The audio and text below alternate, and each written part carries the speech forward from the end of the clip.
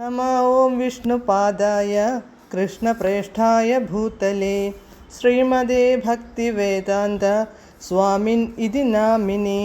नमस्ते सारस्वते देवे गौरवाणी प्रचारिणे निर्विशेषशून्यवादी पाश्चात्यदेशतारिणे।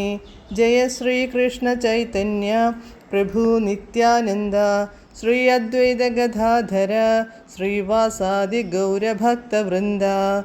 हरे कृष्ण कृष्ण कृष्ण हरे हरे, हरे राम राम राम हरे हरे। हरे कृष्ण कृष्ण कृष्ण हरे हरे, हरे राम राम राम हरे हरे। हरे कृष्ण कृष्ण कृष्ण हरे हरे, हरे राम राम हरे हरे.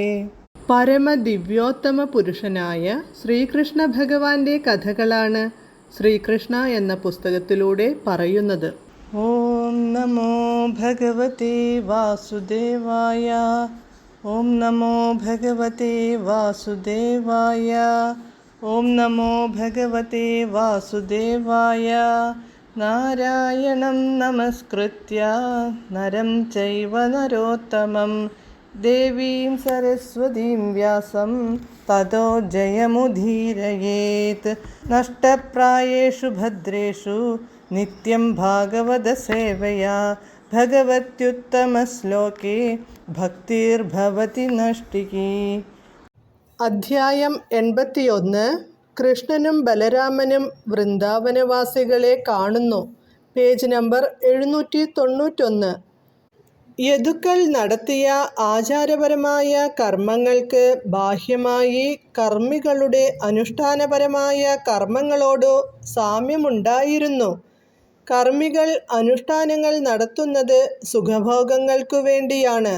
നല്ല പദവി, നല്ല ഭാര്യ, നല്ല വീട്, നല്ല സന്താനങ്ങൾ, ധാരാളം ധനം എന്നിങ്ങനെ.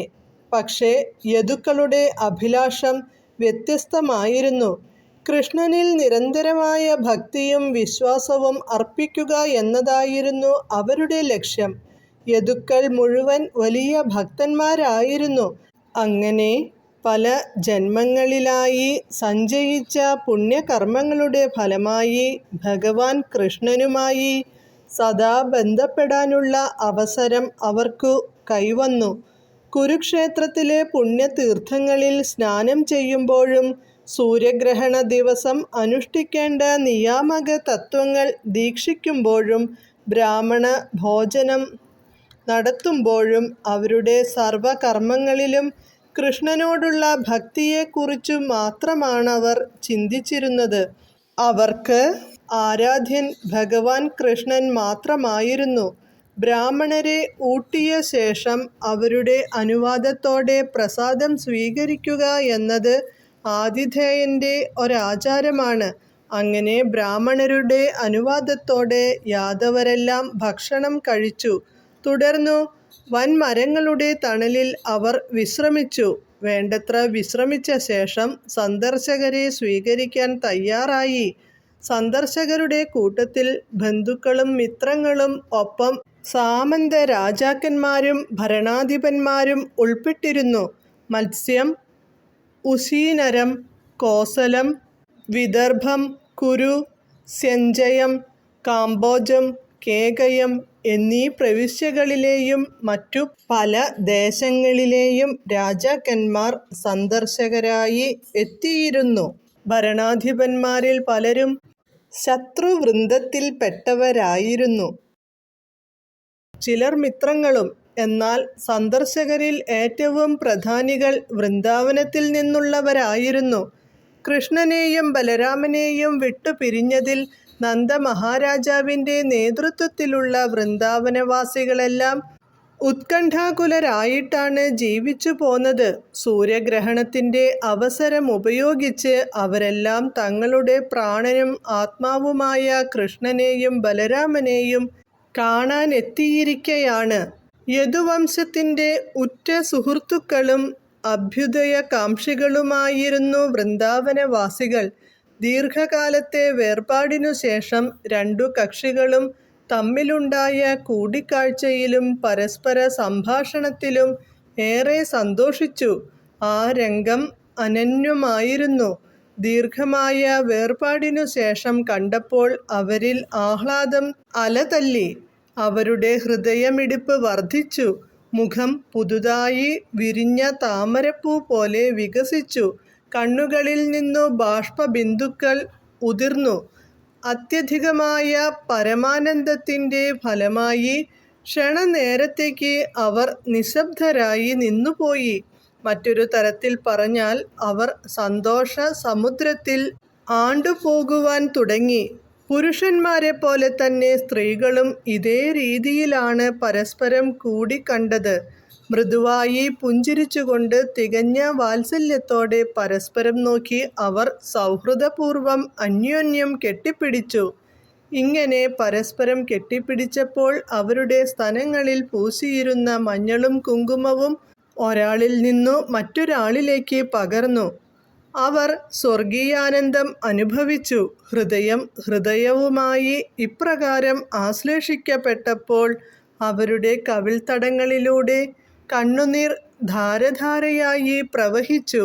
പ്രായം കുറഞ്ഞവർ മുതിർന്നവരെ നമസ്കരിച്ചു.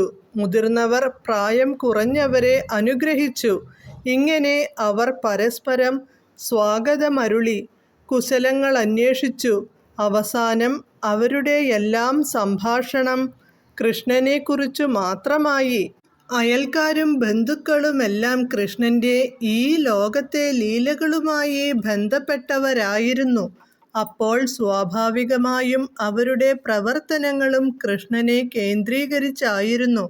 സാമൂഹികമോ രാഷ്ട്രീയമോ മതപരമോ കേവലം സാമ്പ്രദായികമോ ആയി അവരനുഷ്ഠിച്ച കർമ്മങ്ങളെല്ലാം അതീന്ദ്രിയമായിരുന്നു. മനുഷ്യജീവിതത്തിൻ്റെ യഥാർത്ഥമായ ഔന്നത്യം സ്ഥിതി ചെയ്യുന്നത് ജ്ഞാനത്തിലും വൈരാഗ്യത്തിലുമാണ്.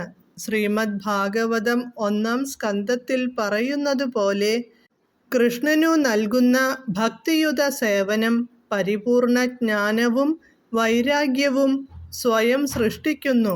യദുവംശത്തിലെ അംഗങ്ങളുടെയും വൃന്ദാവനവാസികളായ ഗോപന്മാരുടെയും മനസ്സ് സദാ കൃഷ്ണനിൽ തന്നെയാണുറപ്പിച്ചിരുന്നത്.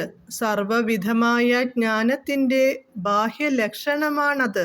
മനസ്സു സദാ കൃഷ്ണനിൽ വ്യാപരിച്ചിരുന്നതിനാൽ ഭൗതിക കർമ്മങ്ങളിൽ നിന്നെല്ലാം അവർ സ്വയം വിമുക്തരുമായിരുന്നു.